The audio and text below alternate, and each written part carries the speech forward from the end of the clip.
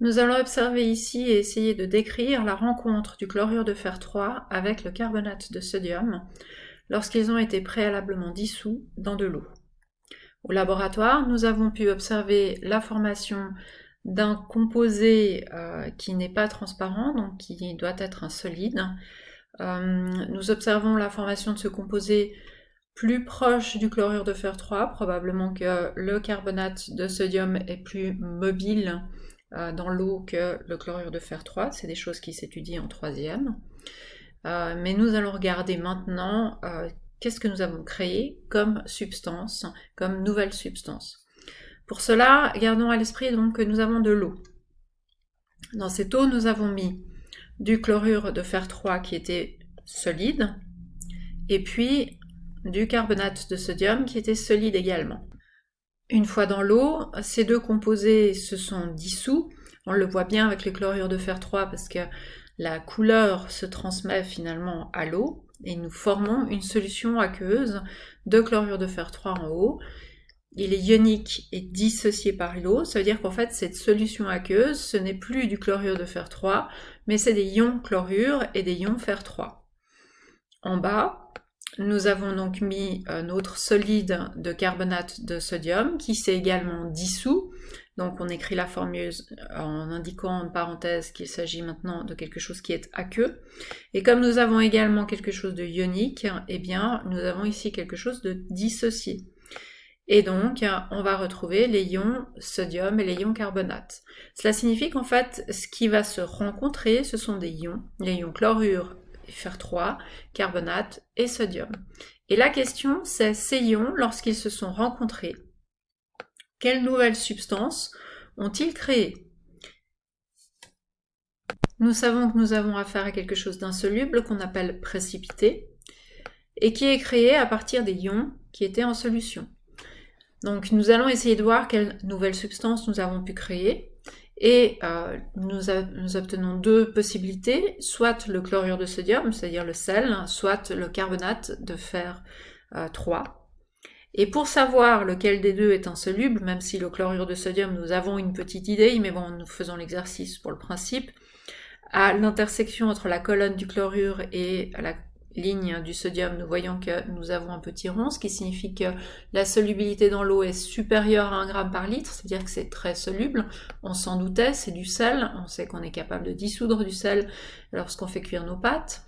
Quant au carbonate de fer 3, eh bien, on va aller regarder à l'intersection de la colonne du carbonate et de la ligne du fer 3, et nous voyons que nous avons ici un précipité, parce que la solubilité de l'eau est inférieure à 1 g par litre. Ça signifie que c'est peu soluble, c'est une substance insoluble.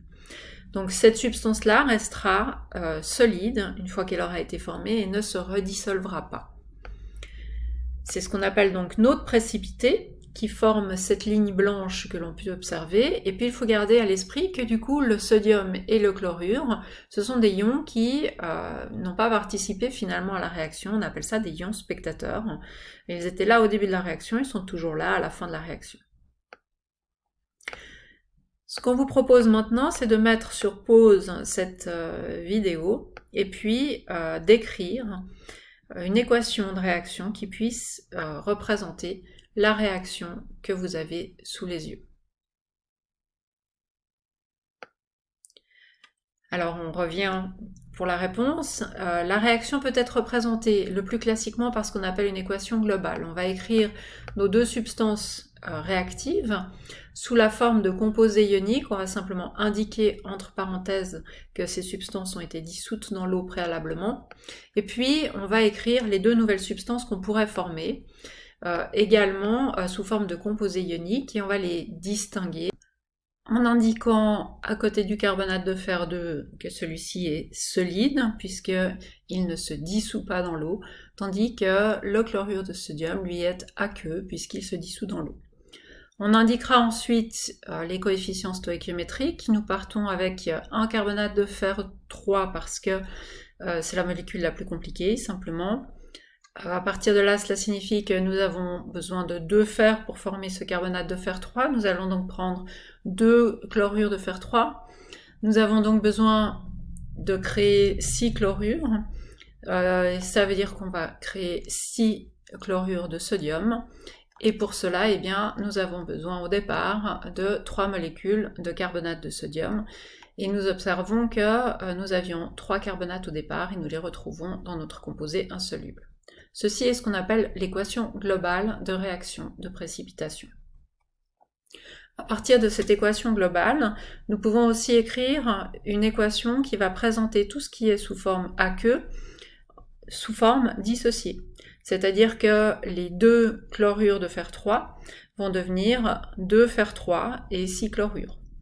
De même pour le carbonate de sodium et puis pour le chlorure de sodium, on laissera par contre le précipité sous sa forme solide, puisque vu qu'il n'est pas dissous, il ne peut pas être dissocié. Ceci, c'est ce qu'on appelle une équation ionique.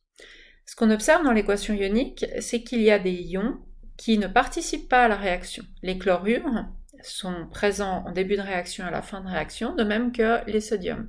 On appelle cela les ions spectateurs. On peut donc les enlever de l'équation. On obtient donc finalement une équation très brève qui montre simplement la formation du précipité. C'est ce qu'on appelle l'équation ionique réduite. Ces 3 types d'équations sont 3 façons de représenter l'équation que nous avons vue ici pratiquement.